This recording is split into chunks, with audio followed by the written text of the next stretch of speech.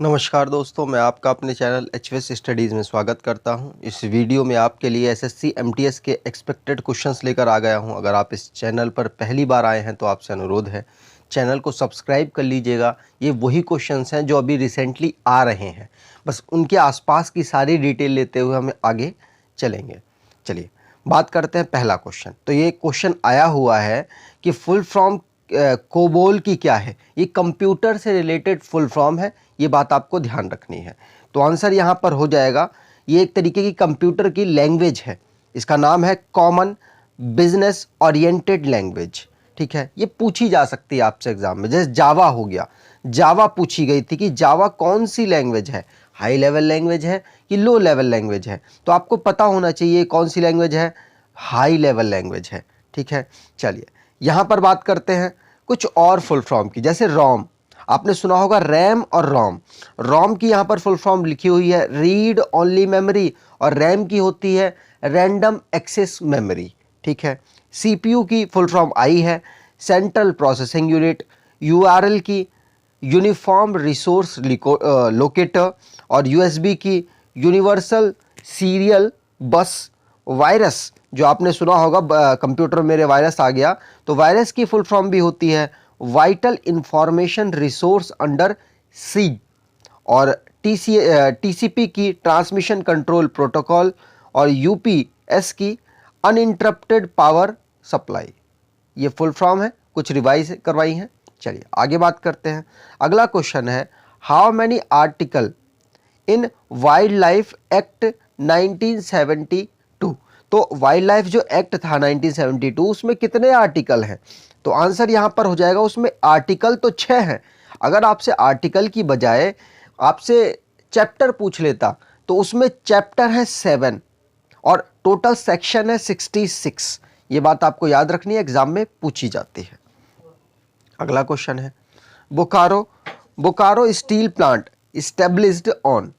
तो आंसर हो जाएगा, इसको इस्टेब्लिश किया गया था जो हमारी तीसरी पंचवर्षीय योजना है उसमें। तो 1964 में इसको इस्टेब्लिश किया गया था। बाकी आप 3 सुनते होंगे, दुर्गापुर और एक भिलाई हो गया और एक और है, वो 3 हम सेकंड पंचवर्षीय योजना थी उसमें हमने उसको बनाया था। ठीक है, चलिए यहाँ पर बात करते हैं। लिस्ट मैंने लगा रखी है, आप टेंशन बिल्कुल मत लीजिएगा। जैसे दुर्गापुर वेस्ट बंगाल में है, और भिलाई छत्तीसगढ़ में है। बोकारो, जो थर्ड वाली थी वो बोकारो थी, और थर्ड ये किस में हुई थी? थर्ड पंचवर्षीय योजना में हुई थी। जो भिलाई थी वो कौन सी पंचवर्षीय योजना में हुई थी? वो सेकंड पंचवर्षीय योजना। दुर्गापुर सेकंड पंचवर्षीय योजना। एग्जाम में डायरेक्टली क्वेश्चन आपसे आता है। चंद्रपुर महाराष्ट्र में है, दुर्गापुर वेस्ट बंगाल में है, हजीरा गुजरात में है, आसनसोल वेस्ट बंगाल में है, रायगढ़ छत्तीसगढ़ में है, अंगुल उड़ीसा में है, हॉस्पेट कर्नाटका, तारापुर महाराष्ट्र, धर्मतार महाराष्ट्र, और राउरकेला। ये भी एग्जाम में आपसे पूछा जाता है, राउरकेला कौन से पंचवर्षीय योजना में हुई है इस्टेब्लिश? तो सेकंड पंचवर्षीय योजना में ये इस्टेब्लिश हुई है। सलेम, जो एग्जाम में पूछी गई है, ये तमिलनाडु में उपस्थित है। जमशेदपुर झारखंड में उपस्थित है। कलिंगनगर उड़ीसा में, और विशाखापट्टनम तो नाम से ही पता चल रहा है आंध्र प्रदेश में। भद्रावती कर्नाटक में। तो एक बार रिवाइज करते रहिए, जिससे आपको एग्जाम में दिख जाए तो आप आसानी से क्वेश्चन कर लें। 2000 क्वेश्चन का कलेक्शन है ये ई बुक, जो सिर्फ 99 रुपीज़ की आपको प्रोवाइड की जा रही है। 4 सब्जेक्ट इसमें कवर किए हुए हैं। अगर आपके पास नोट्स तैयार नहीं है तो आप इस बुक को परचेज कर सकते हैं, आपको बहुत ज़्यादा बेनिफिट देगी। डिस्क्रिप्शन बॉक्स में लिंक है, वहाँ से आप इसको परचेज कर लीजिए। आगे बात करते हैं फर्टिलाइजर रिलेटेड रिवॉल्यूशन। तो फर्टिलाइजर से रिलेटेड जो रिवॉल्यूशन है वो कौन सा है? तो आंसर यहाँ पर हो जाएगा ग्रे रिवॉल्यूशन। अच्छा, पेड़ पौधों जो मतलब हमारी खेती है, गेहूं की खेती, इससे कौन रिलेटेड है? तो आंसर हो जाएगा ग्रीन। अगर रेड की बात की जाए तो रेड रिवॉल्यूशन किससे बिलोंग करता है? मांस वगैरह, टमाटर के प्रोडक्शन से ही बिलोंग करता है। वाइट रिवॉल्यूशन मिल्क के प्रोडक्शन से रिलेटेड है ये। ठीक है, तो ये बात आप ध्यान रखिएगा। आगे बात करते हैं। अगला क्वेश्चन है, अगला है विच होस्ट हाईएस्ट माफ़ कीजिएगा, हु लिखता तो ज़्यादा बेस्ट था, लेकिन यहाँ पर which country host highest time Commonwealth game. तो आपको पता है कॉमनवेल्थ उनके बीच में होता है जिनके ऊपर एक समय पर अंग्रेजों का राज था। तो कॉमनवेल्थ गेम सबसे ज़्यादा बार किसने होस्ट किया है? तो आंसर यहाँ पर हो जाएगा ऑस्ट्रेलिया ने होस्ट किया है। कितनी बार? 5 बार। और दूसरे नंबर पर कनाडा ने होस्ट किया है, ये बात आपको याद रखनी है। जो अभी लास्ट वाला हुआ है 2018 में जो हुआ है वो ऑस्ट्रेलिया ने ही होस्ट किया था, और अब जो अगले वाला होना है वो इंग्लैंड के द्वारा होस्ट किया जाएगा। ठीक है, चलिए आगे बात करें। अगले वाला कब होगा? 2022 में होने वाला है, जो कि इंग्लैंड उसको होस्ट करेगा। ऑस्ट्रेलिया की बात करें तो कब कब होस्ट किया है? तो 1938 में, 1962 में, 1982 में और 206 में और 2018 में ऑस्ट्रेलिया ने होस्ट किया है। आगे बात करते हैं। When international atomic energy agency form. तो आंसर यहां पर हो जाएगा इंटरनेशनल एटॉमिक एजेंसी, जो कि हेडक्वार्टर इसका वियना, ऑस्ट्रिया वियना में है, और इसको इस्टेब्लिश किया गया था 1957 में।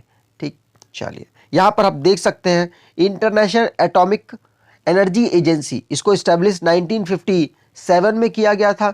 इसका हेडक्वार्टर है ऑस्ट्रिया, जो कि वियना के ऑस्ट्रिया के एक शहर वियना में है, और इसके मेंबर है इस वक्त 173। आपको ये बात याद रखनी है। और साथ साथ इनके हेड हैं राफेल मरियानो ग्रोसी।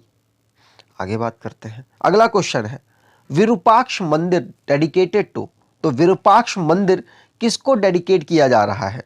तो आंसर हो जाएगा शिव भगवान को ये मंदिर डेडिकेट करता है, और ये है कहाँ पर? तो कर्नाटका में ये लोकेटेड है, और इसको बनाया था लक्कन दंदेशा ने। आगे बात करें। अगला क्वेश्चन है अ गॉड ऑफ स्मॉल थिंग।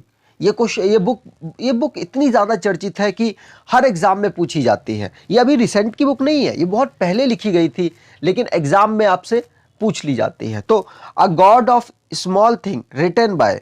तो आंसर यहां पर हो जाएगा अरुंधति रॉय। अरुंधति रॉय ने इस बुक को लिखा है। सलमान रुश्दी की बहुत सारी बुक्स इंपॉर्टेंट है जो आपसे एग्जाम में पूछी जा सकती हैं, एक बार उनको भी आप रिवाइज कर लेंगे। तमन्ना भाटिया ने भी एक रिसेंटली में बुक लिखी है बैक टू द रूट, और ये बुक बहुत इंपॉर्टेंट है क्योंकि ये खुद फेमस पर्सनैलिटी है। ठीक है, चलिए आगे बात करें। तो अगला क्वेश्चन है sixth largest country according to area.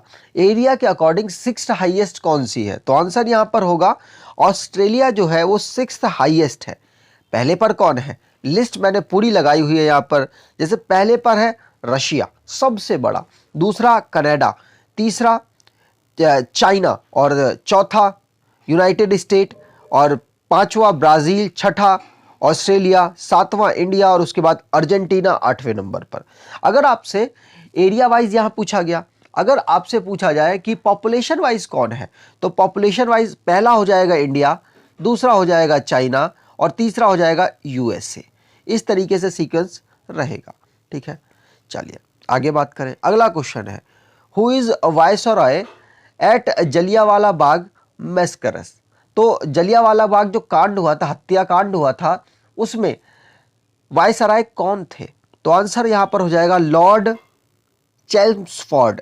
Lord Chelmsford थे। और मैं आपको बता दूं जो चेम्सफोर्ड थे, ये जो जलियांवाला बाग हत्याकांड हुआ था ये हुआ था 13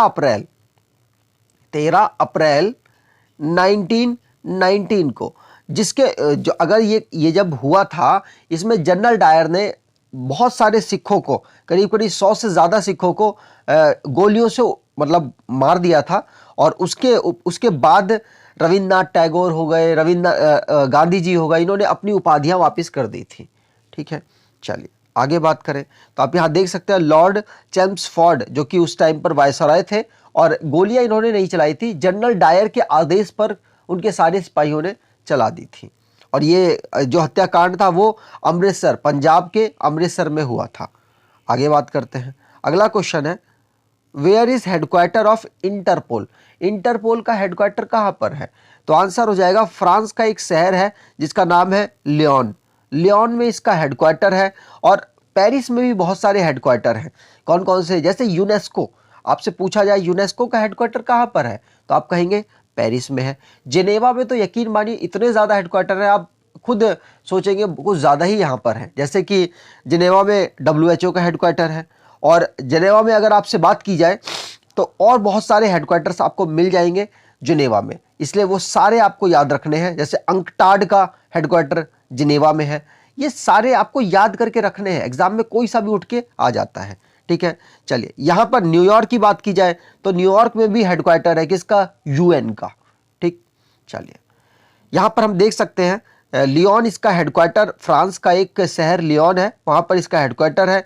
फाउंडर इसके हैं जॉन्स चोबर, और इसके वियना ऑस्ट्रिया में इसका हेडक्वार्टर, और माफ़ कीजिएगा वियना और ऑस्ट्रिया में इसको बनाया गया था, और इस वक्त हेडक्वार्टर इसका लियोन फ्रांस में है। इसको बनाया था 1923 में। चलिए आगे बात करें। अगला क्वेश्चन है, in modern periodic table how many period और ग्रुप्स, तो कितने पीरियड और ग्रुप्स हैं मॉडर्न पीरियोडिक टेबल में।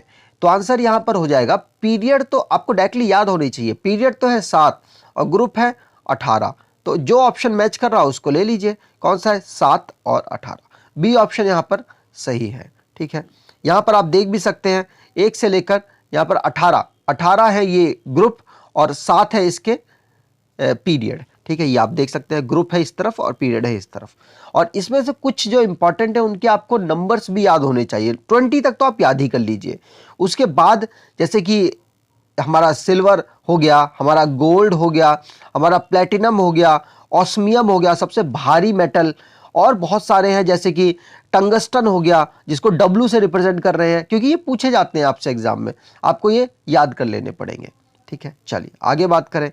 अगला क्वेश्चन है, टिहरी जल विद्युत परियोजना लोकेटेड इन विच स्टेट, तो आंसर यहां पर हो जाएगा ये उत्तराखंड में लोकेटेड है, बी ऑप्शन यहां पर सही है। और ये किस नदी पर बनाई गई है, तो भागीरथी नदी पर ये जो परियोजना है ये बनाई गई है, ठीक है।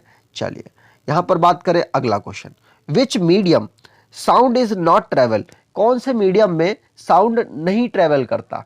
तो आंसर तो डायरेक्टली हो जाएगा वैक्यूम में नहीं ट्रेवल करता, मतलब हिंदी में कहते हैं निर्वात। लेकिन सबसे ज्यादा स्पीड से किसमें ट्रेवल करता है, तो वो हो जाएगा सॉलिड।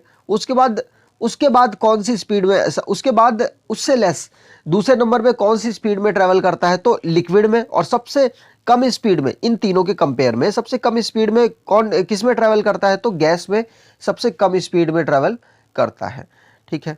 चलिए आगे बात करें। अगला क्वेश्चन है, which line belong to USA and Canada, USA और कनाडा के बीच में कौन सी लाइन आती है। तो आंसर यहां पर डायरेक्टली होगा 49th पैरेलल जो लाइन है वो कनाडा और USA के बीच में आती है। जो 38 लिखी है मैंने, ये किसके बीच में आती है, जो 38 है ये आती है नॉर्थ कोरिया और साउथ कोरिया के बीच में। अगर आपसे पूछा जाए मैकमोहन रेखा किसके बीच में आती है, तो इंडिया और चाइना के बीच में। डुरंड रेखा किसके बीच में आती है, तो अफगानिस्तान और पाकिस्तान सही आंसर है। लेकिन अगर आपको ये ऑप्शन ना हो, अफगानिस्तान और इंडिया हो, तो भी आप लगा सकते हैं। अगर आपसे पूछा जाए 24th जो लाइन है ये किसके बीच में आती है, तो ये इंडिया और पाकिस्तान के बीच में आती है।